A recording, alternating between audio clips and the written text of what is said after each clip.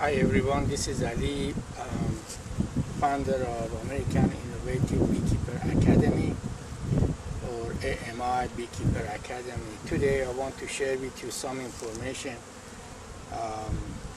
Could be a good idea for your bee yard. I find out that one of my hive is queenless, and the population of the drone is way above 1%. I could tell about 20-30% is the population of drones. Now, for your information,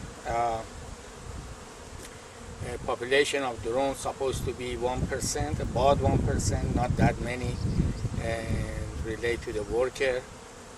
When you see the population is high, that should show you that the hive could be queenless. That means there is no queen in it, or there are some laying workers available in the hive. Laying workers usually exist inside the hive when the queen is not there. One of the role of the queen is the pheromone that she creates is Worker Ovary Suppression Pheromone. That's what they make. It makes the worker ovary not to develop. So when the queen is not there, that means this pheromone is not exist, and then the worker ovary start developing.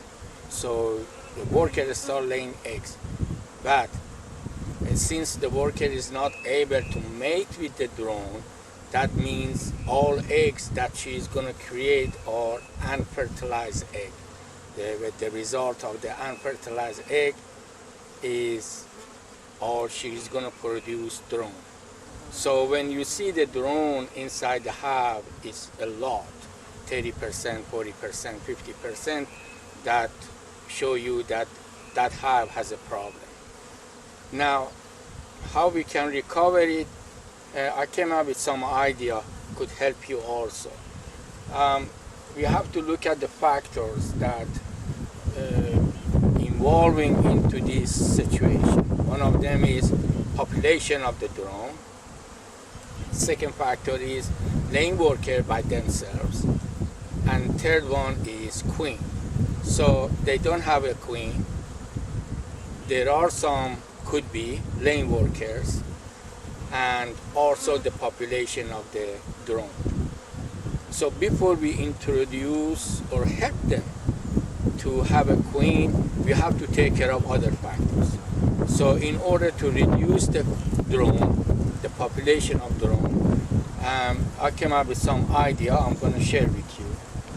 One is we come up with the hive, and then this is the way I do it. I'm going to get one of the outer cover. I'll put it in front of the hive, and then what I'm going to do is I'm going to shake all these bees into the outer cover. So, but usually I'm going to check it, see which hive, which frame has the most drone in it. Then I'm going to shake. So this one, I can see about 3-4 drone, which that be fine. This side the same, it's not that many. So I don't have to worry about this section, this frame. I'll come check another one. This one is getting a little more, but since there's not that many worker also, I'm going to leave it alone. So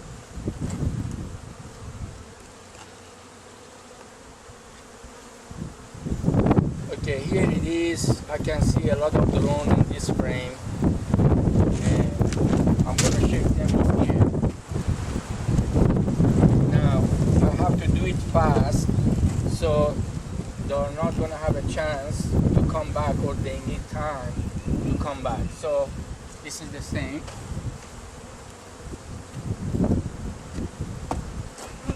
I'll go quick with the next one. And this is a bunch of drone in this frame. I check them here.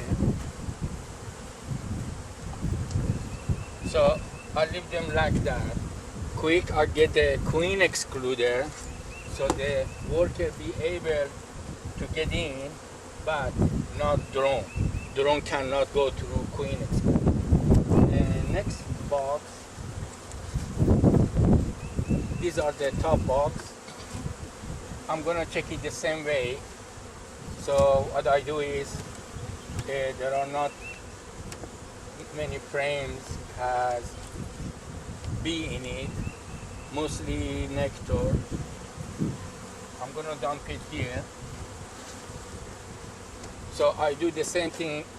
So all of the purpose of doing this, try to control the first factor, which is drone population. The worker gonna come back to the hive. So since this one is okay, yeah, those are all a lot of drones there. So immediately I put this on top of the queen excluder. Now I put the outer cover. Before I put the outer cover, now I have to work on the second factor, which is create an opportunity for them to make a queen or give them a queen. In this case, I'm going to let them, they build a queen. So I'm going to take one of the frame out. You don't have to worry about the bees because these hive is queenless. They are not going to fight with the other one. So I'm going to substitute with one frame here. I can borrow it from other frame. This frame has a lot of young larvae and egg, I can see. So this is a good opportunity for them to start working on the building the queen. So I'm going to substitute with this. With their bees, that's okay. I just put it back here, ready to go. I'll cover it, outer, inner cover, and then outer cover. Now you might ask where the drone gonna go in from the internals, which I believe you are right. From the internals, those drones gonna go inside. So what I'm gonna do is,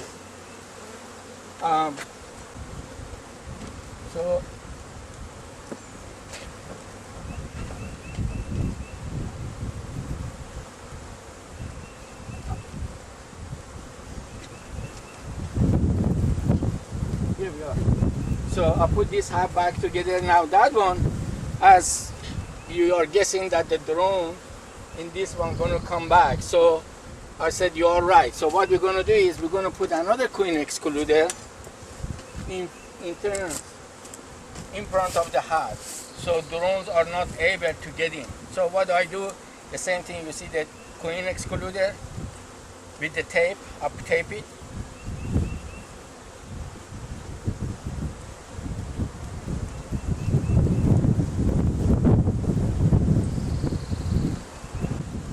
So as soon as I cover it, then in just a few minutes, we took care of several problems at the same time.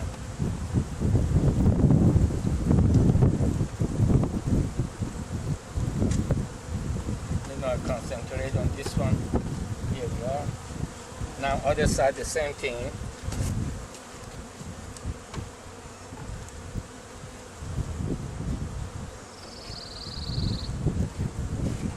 So now workers are able to get in, but not the drone. So you are controlling the population of the drone. You might ask that queen needs drone also. Now if we get rid of all of the drone, then what will happen? For your information, queen is not made with her son or her sons. So the role of this drone here is for the other queen from other hive. So if you don't have drone in this hive, it's not a problem. So you are able to recover this situation by letting the queen laying eggs. So workers and queen, they somehow they coordinate with each other in order to create drone and control the population of the drone cell in here. So this is so fast, and we knock down problems hopefully. And for the third factor, which is queen, I borrow a young larvae from the other hive, which is a strong hive, and I brought it here. Now the worker, they're gonna start working on the young larvae. They give a royal jelly for 3 days, and then they continue giving royal jelly to a specific egg or a young larvae less than 3 days, and then it's gonna change into the queen. One of the reasons that I came up with this idea, because I was making a research, a lot of people were saying take the hive with the laying worker 1 mile away and then let them go, or let the bees go. It's just like you're dumping garbage in some other people's property. I don't think it's right to do that. And also, on the other hand, I was told, or we were told, that bee is able to fly 2 miles away and then come back to the hive. So really, what good is going to do when we dump all of those bees in 1 mile away? Also, most important part, we don't know which worker is the laying worker. There is no sticker on their forehead to say this is laying worker. So we don't know how many laying workers are in the hive. So this is the best solution to control the population of the drone and then solve the problem for this specific hive. So hopefully I'm going to come back maybe next 5 days and see the result, what's going on, what the procedure is, if they are start working on the young larvae, make a queen, or what happened. Hopefully I will share with you that time. And also while I'm at the bee yard, quick, I find out this hive, I noticed a lot of ants going in and out. So the presentation of the ants show me that this hive has good amount of honey. So immediately I came up, I put the tape around it while I'm here. So when you have so many hives, you have to do so many tasks at the same time. So you don't want to do one thing and then come back 1 week later, do another thing.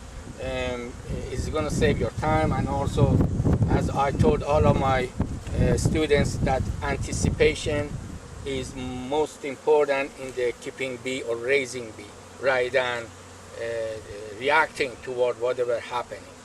So I appreciate it. If anybody has a question, please go on Facebook, AMI Beekeeper Academy. I will be happy and honored to answer your question. If you have a comment, please feel free. We all are learning, and this is what I try to share with you all. So hopefully you are learning something new. Thank you so much.